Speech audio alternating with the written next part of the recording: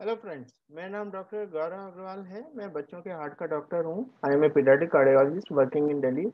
आज मैं एक बहुत ही interesting fetal echo cardiac scan के बारे में बात करूंगा।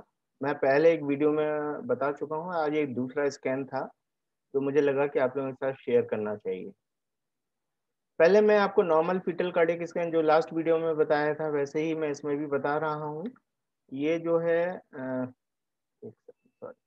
ये नॉर्मल पोर्ट चैम्बर है। You can see the 1 2 3 port chamber. इसमें से एक नली ऐसे निकली, एक नली ऐसे निकली, आपस में क्रॉस करते हैं। इन दिस दूसरे वीडियो में हम देख सकते हैं कि एक नली ऐसे गई, ये आयोटा होता है, और ये पल्मोनरी आर्टरी होती है जो ऐसे ये निकल रही है।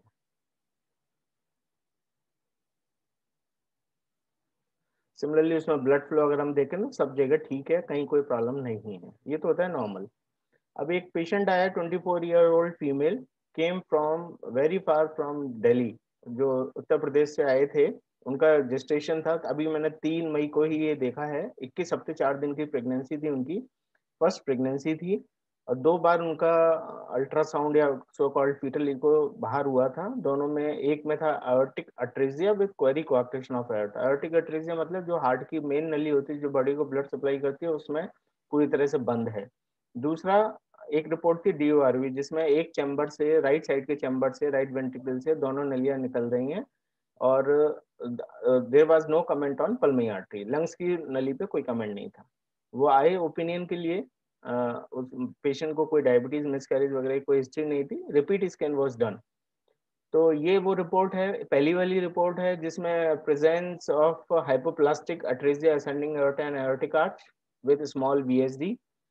एंड दूसरी रिपोर्ट में था कि small perimembranous VSD with atresia of left ventricle outflow tract with evidence of aorta arising from right ventricle suggestive of double aortic right ventricle। तो पहली रिपोर्ट में aortic atresia था, दूसरी रिपोर्ट में pulmonary artery पे कोई कमेंट ही नहीं था। तो हमने वो किया उसका, ये आप देख सकते हैं, डेट 3 मई 2021 की डेट है, दोपहर का अल्ट्रासाउंड किया हुआ है।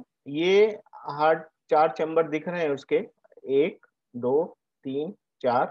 इसमें आप देख सकते हैं यहाँ पे एक बड़ा सा होल दिख रहा है आपको, जिसे हम ऑस्टियम प्राइमम डिफेक्ट बोलते हैं। और ये कॉमन वेल्व है इंस्टेड ऑफ 2 सेपरेट वेल्व।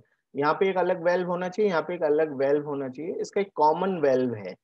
तो ये common AV well with large ASD and large VSD, इस इकोक्लिप्स में ये पता चलता है। लेकिन इसमें हमें आयोटा पल्मोनरी आर्टरी पे कोई कमेंट नहीं है अभी। लेकिन दूसरे वीडियो में अगर हम देखें तो ये वीएसडी है, वेंट्रिकुलर सेप्टल डिफेक्ट, जो उस रिपोर्ट में भी था। ये पल्मोनरी आर्टरी है। You can see the bifurcation also, दोनों लंग्स के लिए एक एक नली निकलती है इस मेन नली से। और ये aorta, there is no aortic atresia, aortic atresia है ही नहीं, लेकिन ये राइट साइड के वेंट्रिकल से निकल रहा है, तो इसे हम डबल आउटेड राइट वेंट्रिकल बोल सकते हैं with small pulmonary artery. Similarly, in this video, there is a VSD is marked here, hole is here. In the running clip, you can see the color flow also across this hole. This red flow is the blood flow across this hole. Aorta and pulmonary artery दोनों निकल रही हैं एक ही chamber से। खास बात यह है इसमें कि हम इस आयोटा को इस VSD से रूट नहीं कर सकते, इससे कनेक्ट नहीं कर सकते। तो this is a serious form of double outlet right ventricle. इसमें कोआक्टेशन नहीं था पेशेंट को। इसमें यू कैन सी दैट पूरा आर्च निकल रहा है यहाँ से, जिसमें कहीं भी कोई रुकावट नहीं है। तो दिस वाज द पेशेंट को कोई भी कोआक्टेशन ऑफ एओर्टा नहीं था। तो diagnosis is common AV well with double outlet right ventricle, unrootable VSD with small pulmonary artery that, जो कि बाद में जाकर pulmonary stenosis में कन्वर्ट होने के बहुत ज्यादा चांसेस हैं। तो इसका मतलब ये हुआ, हार्ट में दो, जो ऊपर और नीचे के 2 चैम्बर्स होते हैं, दो दो चैम्बर्स होते हैं, उन दोनों के बीच में एक एक वेल्व की जगह एक ही वेल्व है। दो नलियां निकलती हैं हार्ट से जो बॉडी को और लंग्स को सप्लाई करती है, उसकी जगह अलग अलग चैम्बर से निकलने की बजाय वो एक ही कमरे से निकल रही हैं, जिसको हम आपस में कनेक्ट नहीं कर सकते। साथ में लंग्स की नली छोटी है। ट्रीटमेंट इस कंडीशन में majority of the times is single ventricle pathway. Single ventricle का मतलब होता है कि हमें इस पेशेंट की 3 सर्जरी करनी पड़ेगी एट रेगुलर इंटरवल। पहली तो कुछ within few weeks of life, second 6 month to 1 year के बीच में, third between 2 to 4 years of age. लेकिन प्रॉब्लम यह है कि इन 3 सर्जरी को करने के बाद भी हम बच्चे को नॉर्मल हार्ट नहीं दे पाएंगे। सर्जरी जो होंगी उस बच्चे को सर्वाइव करने के लिए करी जाएंगी, ना कि उस बच्चे के हार्ट को परमानेंटली ठीक करने के लिए की जाएंगी।